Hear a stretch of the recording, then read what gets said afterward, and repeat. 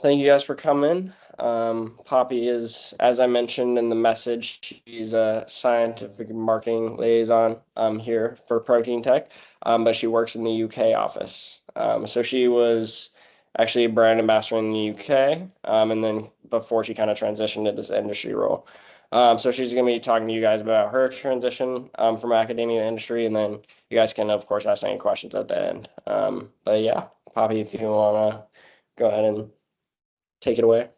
Of course, thank you for the introduction. I will just share my screen with you all. Can you all see that okay? Yes. Perfect. Wonderful. So yeah, thank you everyone for joining. I appreciate it's very early over there. As Spencer said, my name is Poppy. I completed my PhD last year and now I've joined Protein Tech as a scientific marketing specialist. So I'll come on to a little bit more about what that means. Oh, here we go. So in my role as a scientific marketing specialist, then I'm sort of here to increase brand awareness and help develop business strategy. So it's myself and Amy who work together very closely in this role, but we do have different channels, which just means our sort of main outputs and our main responsibilities. So Amy's actually primarily in charge of managing our field marketing representative scheme. That's just what we call the brand ambassador scheme in the UK. I don't know why they're different things, but it's almost the exact same thing that you guys do. We've got quite a big team over here in Europe now. We've actually got, I think, yeah, about 45 across the UK, Germany, the Netherlands, Sweden. I think that might be it for now. And we've actually just hired 2 more in Australia, who Amy's also in charge of. So it's quite a big team we've got. Between us then as well, we both deliver tech talks, webinars, early career researcher days, which are things like career panels, and we attend conferences. And then a big part of what I'm responsible for is to create content. This is often educational resources to sort of, again, just increase our brand awareness, sort of help people out who are in PhD, master's, postdoc kind of positions, or sort of newish to the lab or learning a new technique. We're creating protocol videos, online training courses, releasing blogs, product focuses, and obviously there's the Protein Tech podcast I'm sure you'll have heard of as well. And then another big part of our role is to collaborate with KOL. So that's key opinion leaders. And that's a really important part of mine and Amy's jobs. It's basically just networking and then sort of building these relationships. And the reason we have that is because forming these relationships is really important. It helps sort of solidify the Protein Tech brand. It helps us get our name out there. They can sort of help us with market research. It's all about just forming these relations that are really going to help Protein Tech. And as well as that, big part of my role is to advise on current biotech markets. So that's just different marketing campaigns that Amy and I help with, and we use our scientific backgrounds to be able to complete that. So on the very basics, this is basically what my career journey looks like so far. As you can see, it's fairly standard. This is my first role post-PhD. So I did a 4-year undergrad and master's in biochemistry at the University of Birmingham. I then stayed at Birmingham to do a Wellcome Trust funded PhD in the mechanisms of inflammatory disease. So that sort of specialised in immune cell trafficking in the context of chronic inflammation. After that, I was completely burnt out and jumped on an aeroplane and spent 6 months travelling around South America. I was very fortunate to be able to do that. And then when I came back, I started my position here as a scientific marketing specialist. So as I say, it does seem like quite a fairly standard career journey so far. But what I sort of want to highlight to you today are the sort of things that I did during my PhD to help me transition to industry. So I would say I knew, can you guys see my mouse okay? Awesome. Okay, so I'd say I knew probably here that I didn't want to stay in academia and that I probably didn't want to stay in the lab. So it was quite early on of me starting a project that I was not ready to leave. I enjoyed it at times, but I knew that it wasn't what I wanted to do and it wasn't what I wanted to stay in. So I made sure, and I was lucky that I had a supervisor that was supportive of my professional development. I made sure that I took on as many opportunities as I could to sort of expand my CV and the skill set that I had. So the most obvious one that I've already mentioned is I worked for Protein Tech as a field marketing representative for about 1.5 years. But as well as that, towards the end of my PhD, I took on a 3-month freelancing medical writing position with a medcoms company. And as well as that, during my PhD, I did a 1-month secondment as a communications intern with a company called Pint of Science. So I'm just going to spend a couple of minutes sort of talking about these and how I found them. So starting off then with the position that you guys are currently in, I really, really enjoyed my experience as a field marketing rep. Obviously, it's why I wanted to come and work for Protein Tech afterwards.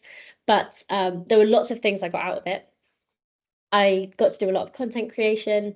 So I wrote a blog post, I created a video. I got to do a lot of event organizing. So I hosted several tech talks at my university.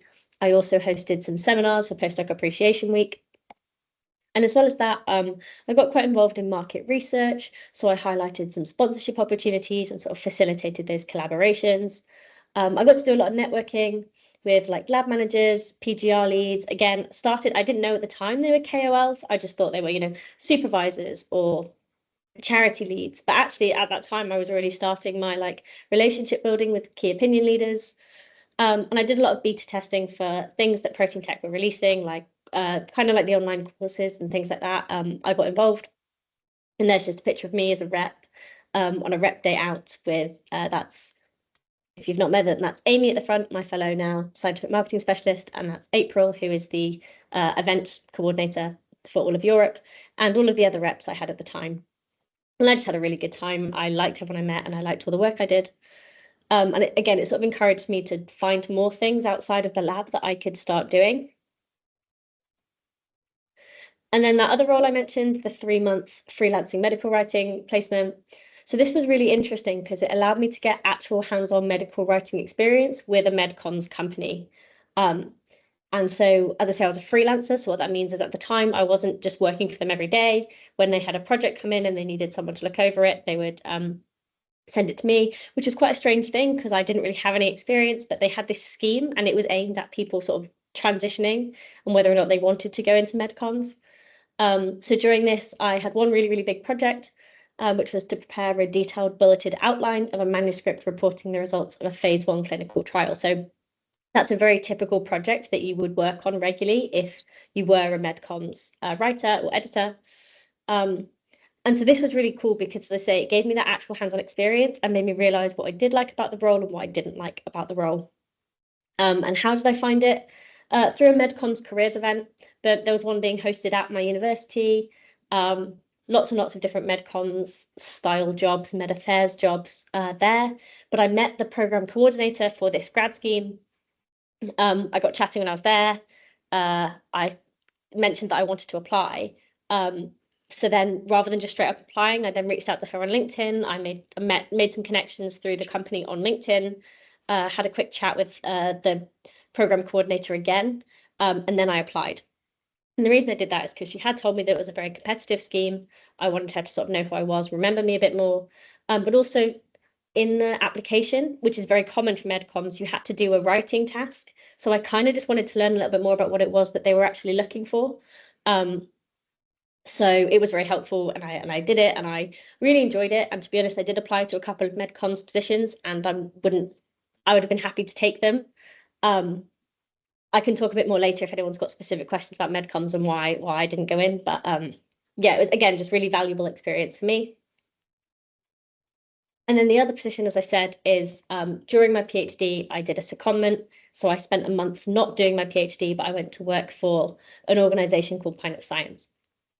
Pint of Science are a great organization. I really like them. I've worked with them before. They are they're all about science communication. So everything they want to do is about breaking down the barrier between communicating like scientists and the lay audience. And at the time, this was really, really important because this was sort of just after COVID. So I had obviously been doing my PhD through a time of really, really like mass hysteria and miscommunication and scientific breakdown and distrust between the government and scientists and the general public. And I really wanted to be more involved in like helping to increase the trust between the general public and science. And I still think that's something that's really, really important. So I'd met the team before because I'd volunteered with them on previous events that they'd hosted. So I actually had sort of a direct line of communication with the CEO, which sounds really cool, but it's a very small company. So it basically is the CEO and some other volunteers. But I sent her an email with my CV and my cover letter, and I just said, I'm looking for a 1-month placement. I'm really interested in this. You don't need to pay me because my funding luckily comes from my PhD. Are you interested in me helping you? And she was like, yes, absolutely. That's great. So I just basically spent a month writing blogs for them, creating website content, again, like chatting to some other people and helping sort of plan their events for their next festival that they ran. So that was really cool. And I'd have loved to get a job in something like this, but obviously it's a non-profit, so paying positions are less common. But it's definitely something that I still want to like work on throughout my career. So obviously I was very lucky to get a lot of these positions, and I also did have time to focus on them. My PhD, as I say, I knew very early in my project that my PhD wasn't where I wanted, like I didn't want to stay in academia. I didn't need papers, so I could afford to take some time out of the lab and focus on writing instead. But there were other things I did as well outside of this that like required less commitment and weren't paid. So, you know, if you are struggling, if you're interested in this kind of thing, but you're like, I can't take 3 months to go and do this, or I can't, you know, commit all my time to this, there are other things you can do that are much more manageable alongside a PhD. So again, this is mostly writing and communication experience because that's what I'm interested in. But I had a contact who worked at BSI Immunology News. So BSI is the British Society for Immunology. It's just a huge national organisation for immunologists. They have a newsletter once a month called Immunology News. So I just wrote an article for that. Our whole lab had gone on a conference to Italy. And I just wrote a news article about what it was like to get a whole lab traveling again post-COVID, all the things we learned, why conference attending is important. I got everyone in my lab to like submit a little bit of writing, and I sort of did the editing of it. So that was something that took a few weeks of my time, and obviously looks really good in the CV. Also made a load of contacts at BSI, which is like a really great contact to have if you're interested in communication. I got to organize a conference with my cohort, so we organized a symposium. So that involved everything, obviously reaching out to speakers, booking a room, booking the venue, getting people to submit abstracts, choosing abstracts, like coming up with a schedule, like everything was just done by me and my PhD cohort. Before I'd done any of the other blog writing stuff, I got into blog writing because somebody who was doing a PhD just mentioned that she wanted to start a blog and wanted one about COVID. So I was like, I can do that.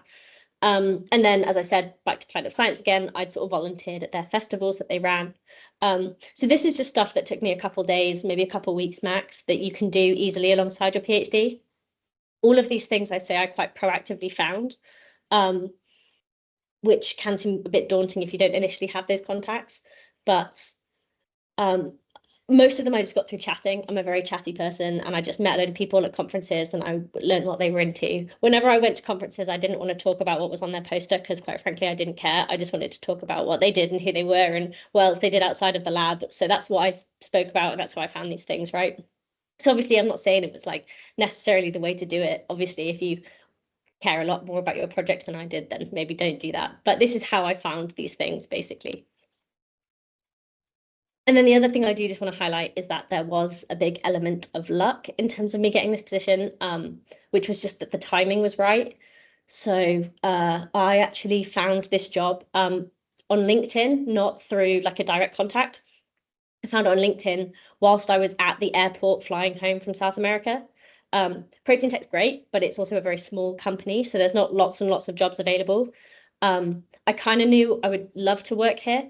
I liked the people, I liked what we did, but also it's based in Manchester in the UK, and a lot of biotech jobs are based in London. And I wanted to stay in Manchester. I'm from here. My family and my partner are from here, so it's also a lot cheaper than London. Let's be honest, like London's very expensive. There were lots of reasons why I wanted to stay in the north. But they couldn't just create a position for me.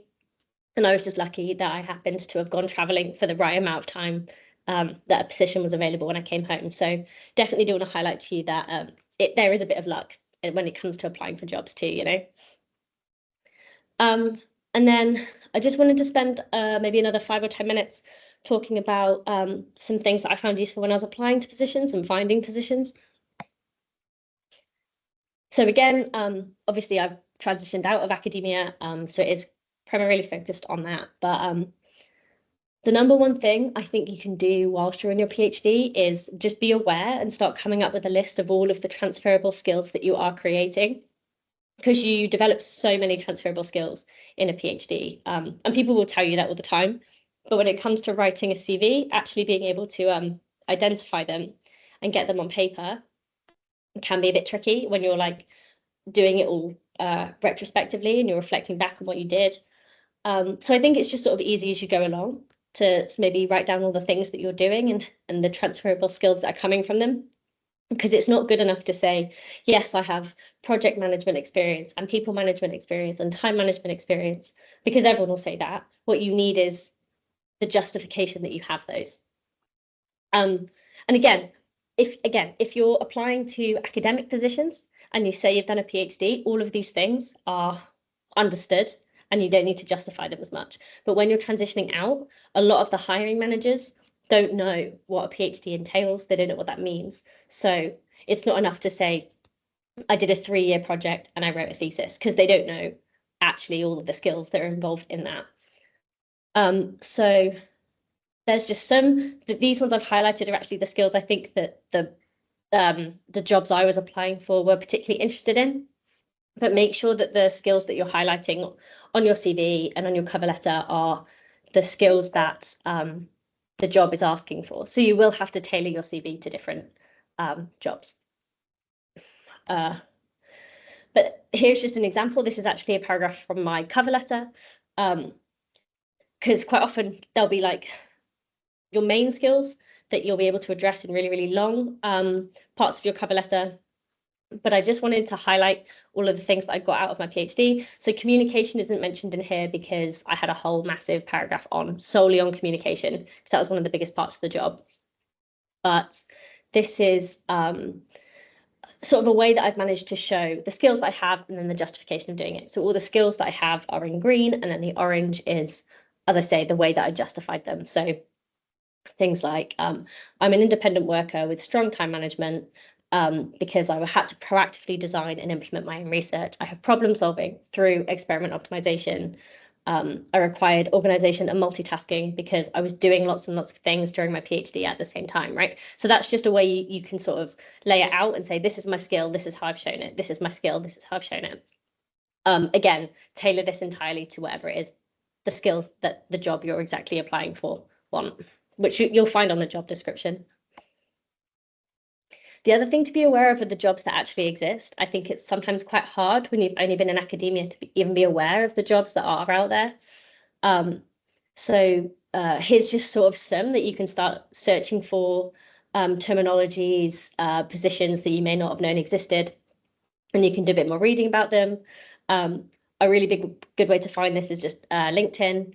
You'll be able to find if you sort of build a network around, like, let's say, for example, you like sales and you know that sales exists as a job, you can start adding lots of salespeople, and then you'll hear all the terminology on LinkedIn and they'll share jobs with you that you might have not recognized to have been a sales position.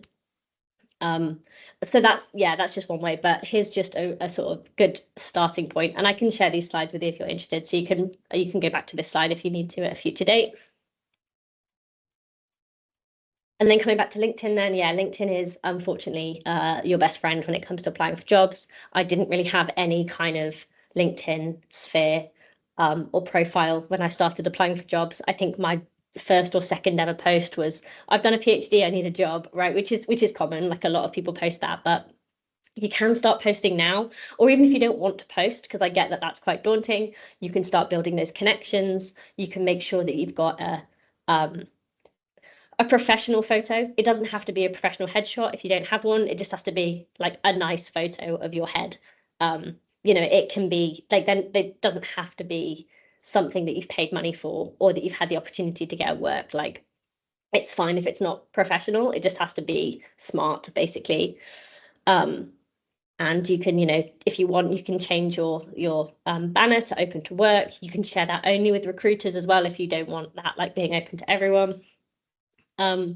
Use recruitment agencies. They'll reach out to you on LinkedIn, particularly if you have the premium version. I just used the 30-day free trial of the premium version, which was enough for me to like get my name out there a bit more. But yeah, definitely start at least building your LinkedIn connection. And you guys are in a great position to do that, by the way, because you can add all of Protein Tech. You can add not just all of the reps, but you can add all of the C-suite of Protein Tech. You can add all of us guys over in Europe. And from there, like your network will really quickly build already. But I mean, there's a couple hundred employees at Protein Tech alone. So already that's going to like give you a massive network to start off with, right?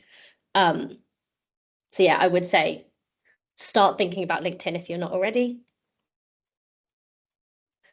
And then the other thing, I'm not going to spend too much time on this because there are some really great resources out there. And actually, if you didn't see it already, the CV writing workshop that we hosted in Careers Week with Elena Hoffer was fantastic. And that's on the Protein Tech website. So if you are at the stage where you're coming to write your CV, 100% just go watch that back because it was great. But the biggest thing to take home is that an industry CV is so different from an academic CV. Your academic CV should be really, really long. It should have everything you've ever done on there. You should focus on every single paper, award you've ever won, conference you've attended. Like there's so much information that goes into that. Every single lab detail you've ever done. An industry CV needs to be much, much more direct. So definitely under 2 pages. If it's squeezed onto a 3rd page, that's too many. Get rid of something. They just won't read it. You want to prioritize an industry CV outputs, but not in terms of like paper outputs in terms of your impact. So rather than saying I published this paper in impact factor of 10, what you say is I worked on a novel immunoregulatory peptide, which is hopefully going to go and be in clinical trials, and it's going to save this many people's lives, or it's going to save this much money for the NHS, right? Like you want to find the actual impact it's having on the public or the field, because that's what's impressive to a lay audience. But yeah, definitely go back, and I would recommend watching the CV workshop if you want more information on how to write a CV. And the only other thing that I tell everyone is the number one thing about finding your first job is try and do something that you enjoy. I sort of nailed down all of my priorities, and I knew that was content creation with a focus on writing. I love presenting and talking. I've got a huge passion for education and outreach. I like event organizing, but my number one thing after doing a PhD was work-life balance. I worked every single weekend at my PhD. I did 10 hours a day for multiple days a week, and I was sick to the back teeth of it. So I just decided I wasn't doing that. So certain positions that you were required to do that was a hard no for me. And I was like, that's fine. It's something that I'd done already, and I'd come to that. I decided that it wasn't worth it in my life, and I have never looked back. I really, really enjoy my position now. I shut my laptop every day at 4:30, and I don't look at it again until 8:30.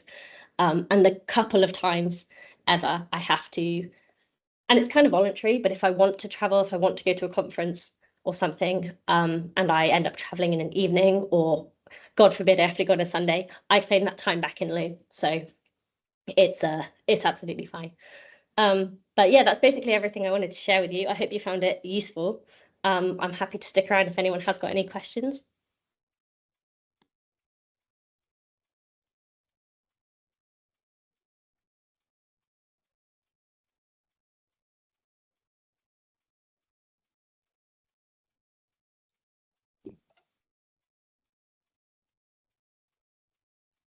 No one has any questions for Poppy? Poppy, I have a question for you. So, what skills, other than kind of like the ones that you highlighted on that slide, I guess, what do you think are the skills that you've utilized the most from your PhD in this current job, aside from like communication, obviously? Yeah, great question. Definitely, I think, and I maybe haven't had to use it so much, but the resilience you get from a PhD and the trust in yourself is huge, right? You have a whole project to do with very little guidance, and you become very proactive, and you have to become confident in what you're doing. And I'm sure you'll agree, Frida, that at Protein Tech that can be quite necessary. We are a small company, which means there's not lots of hand holding when you start. It is like, you're doing this now, and come to us if you want help, but otherwise this project is yours. So I've become sort of the scientific lead on a lot of the copy that goes out, and I have to just know, then have the confidence that I know this science. I've done much more complicated science in my life, and I understand it. And I mean, it's going well for me so far. I think it's a company that values proactive working, and my PhD really gave me that. Great, I have- thanks. I think Maria has her hand raised. Yeah. Thank Question. you. Yes, I was wondering, what would you recommend to prepare ourselves for interviews? Because that's very much different from the academia. I have faced multiple rounds of interviews to get ready for that. So how do we prepare for that when we're, let's say, a year from graduating? Yeah, great question. There are some actual really easy steps you can do. The first one is definitely research the company. And you don't have to know every single thing about them, but almost every company will have an About Us section on their website. You just need to have read that, make some notes on it, because they'll ask you, why do you want to work for our company? That, like, without a doubt, that's a question that they'll ask you. And you just need to understand, and you basically need to say two things. You need to say, I know what this company's about. So you can answer the question by saying, this is the value of your company, and this is why I suit it. So that's a really big one. For the interview process, almost all jobs these days in industry will have a sort of pre-screening call or like an informal interview, or they'll just say, let's just have a quick chat. Obviously that's an interview. They don't tell you it is, and it is informal, but make sure you show up to that the same way you would for an interview. Show up to that smart, on time, polite. But you can ask a lot of questions there as well. But a lot of the time that call is, honestly, it's just about not wasting the time at the interview. So just make sure, as I say, that you show up in the same professional manner that you do for a real interview. And then the other thing that came in really, really helpful for me is, have you heard of the STAR approach to answer questions? If you haven't, just give it a Google. It's really straightforward. I think it stands for situation, task, action, result. But basically, when they say to you something like, name a time that you had to overcome a difficulty, it gives you a really structured answer. So my answer for that was something like, the situation when I first started my PhD, an experiment I just couldn't get working. It took a really long time, and I wasn't getting any data, which was very stressful. My task was to optimize the experiment. I optimized the experiment by highlighting these 4 different variables that could be the problem, and basically sectioned them off one at a time. And the result was, I identified the issue that went wrong, and I fixed it, and I got a lot of data, obviously in a more succinct way than that. But any question that they ask you, if you can answer in the STAR response, and you can come up with loads of like predetermined STAR questions, and you can fit them into your interview, then that's a good way to go about doing it. Thank you. You're welcome.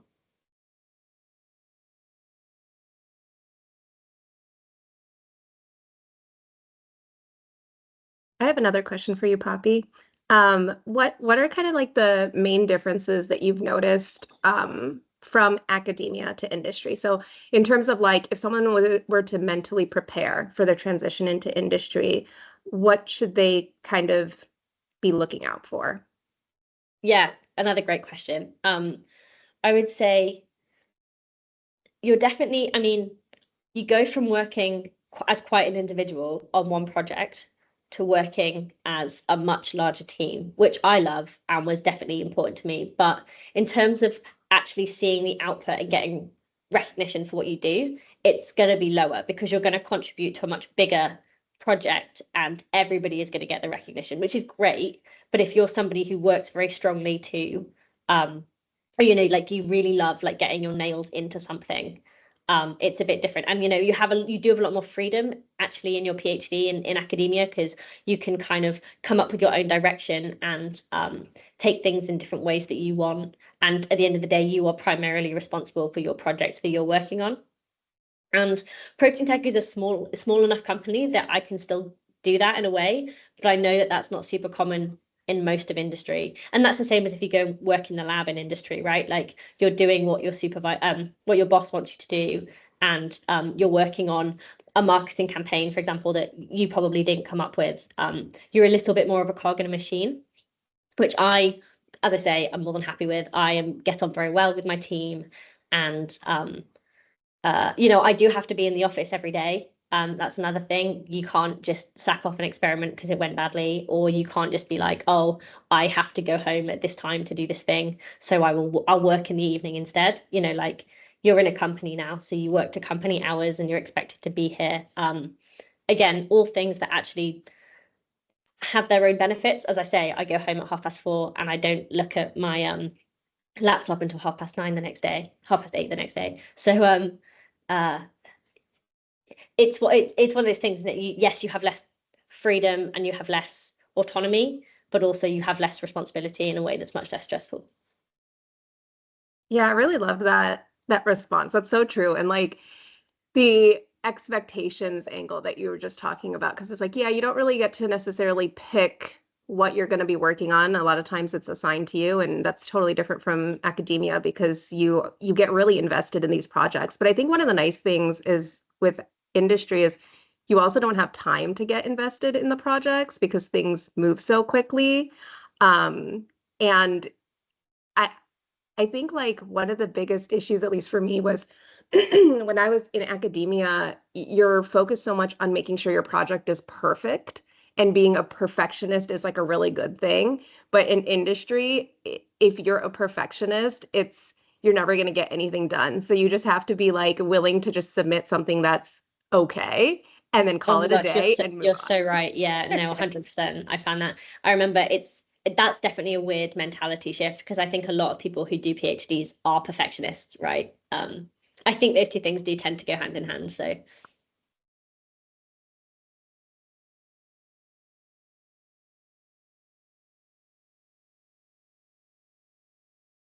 I have one more question. yeah, So, absolutely. yes, I wanted to ask you about as the position as a scientific marketing specialist, how do the progression is measured in your company while you're there, for promotions, for if you, for example, you have been there for 2-3 years, and let's say you see another position that you see fit for yourself, how do you advocate for that? Has there been cases at Protein Tech, and how do you go about that? Yeah, great question. So I have only been in this position for 8 months, so I still feel like I'm brand new to it, which isn't quite the case. But the other thing, and this is where industry can vary quite a lot.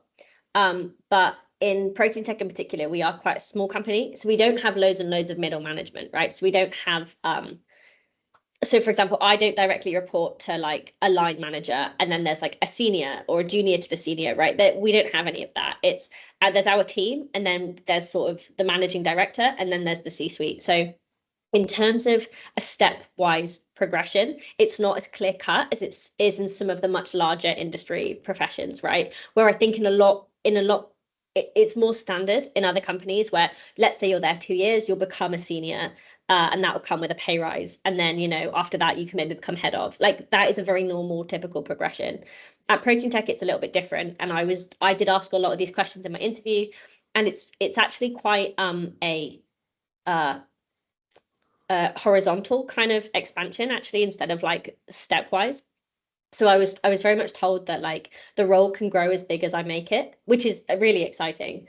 And you know, for example, like I've started this biotech marketing campaign that'll grow as big as I put the time and effort into it.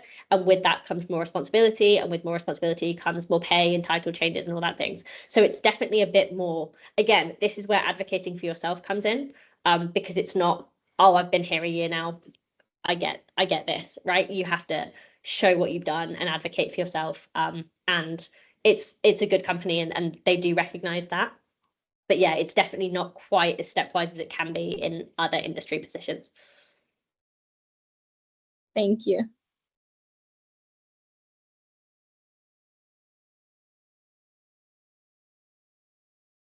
Oh, Elizabeth, you have a question? Yeah, mine might be a little niche, so I apologize in advance. But I was wondering if, since you are really interested in scientific communication, if you also did any like illustration type work or any sort of graphic creation with your writing, and if so, like how you either developed skills in that realm or searched for opportunities to develop skills, just because I do find like the graphic side of communication super cool and important. But I don't know, I've sort of just like dabbled a bit, on my own, but not really developed those skills as a marketable thing for my CV. No, that's a great question. And unfortunately, I can't help you too much because I am not very creative. I try to be, but I don't have any like extra skills. I did a lot of my BioRender was my friend in my PhD. I used a lot of user-friendly things like that. At Protein Tech and at Pint of Science, they have specific graphic designers who I can work with to create. So I basically, the way I usually go about doing things is I'll put together like a bad PowerPoint and I'll explain how I want it to look, and then we work together on it. If that is something that you're interested in, though, as I say, Protein Tech have graphic designers who we work with, so I'm sure we could probably put you at least in touch with some of them and see whether or not they have any specific advice for you, and any of that. So again, we can definitely like see what we can do there. But unfortunately, I have not done too much of my own graphic design, I'm afraid. Alfredo, I don't know if you've done much at all. Oh, no. I think I used like PowerPoint and used like the little shapes and stuff to make my graphics. Yeah. Similar to Poppy, I'm just not very creative on the graphic side. So yeah, we work with a lot of like contract graphic designers. So if you are interested in that skill, it's something that's very marketable and potentially could make your CV very strong, just because a lot of the contract people that we work with, they don't have a bio background. And so there's a lot of back and forth that goes on when we're like working with them on blog graphics and things like that. So anytime we see, someone has, even if it's like a small bit of bio background or they've worked for a biotech company before, we try to grab them as like a contract worker for us. So yeah, if that's something that you want to incorporate, I think that would be a really good skill to have. There's also a couple of life science animation companies, again, that I follow on LinkedIn, not to like big up LinkedIn this much, but honestly, it's become such a huge part of my role now. There's quite a few companies out there. I can't remember his name, but there's a guy who's super vocal on LinkedIn about his role as a life science animator. So I can definitely at least share that contact with you, and you can have a look at their company and see if they've got any like kind of positions or training available. Yeah, that'd be great. Thank you. Of course.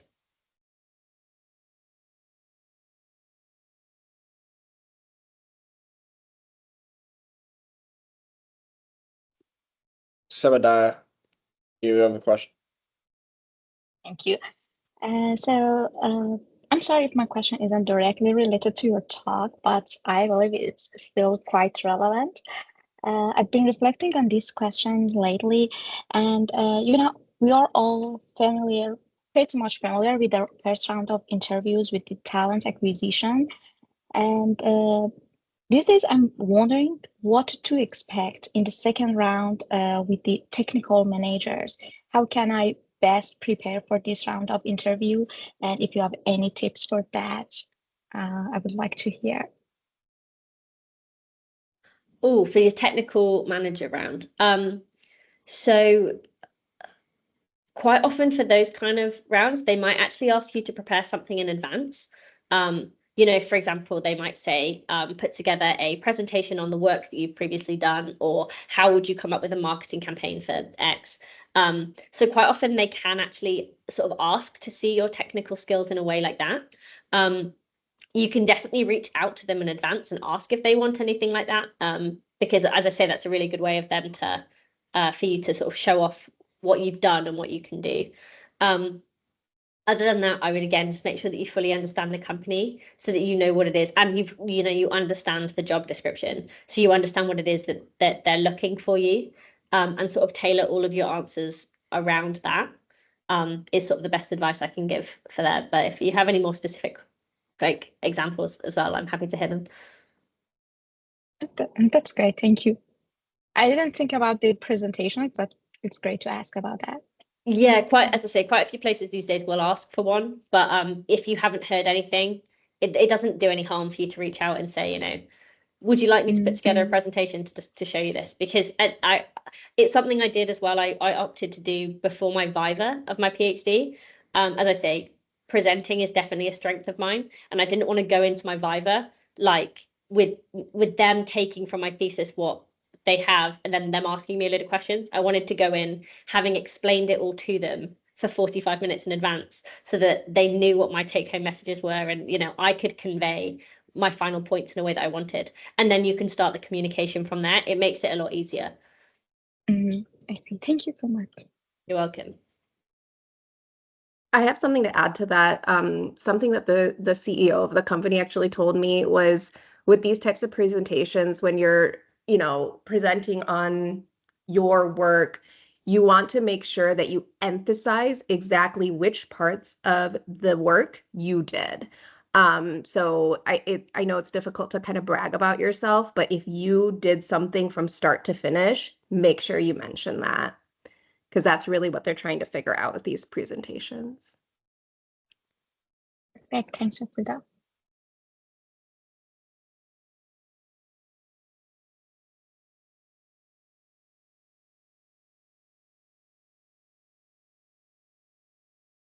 Awesome. Well, I'm not seeing anyone else have any more questions. So thank you so much, Poppy. That was amazing.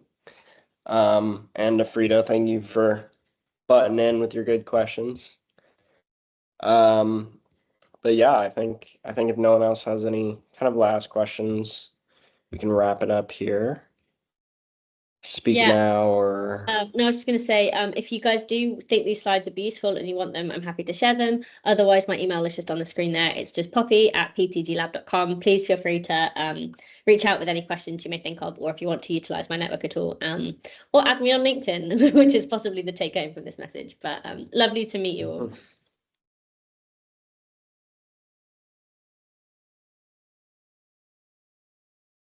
Sweet. Thank you so much, Poppy. Great session. Thank you so much. Thank you. Bye. Bye-bye.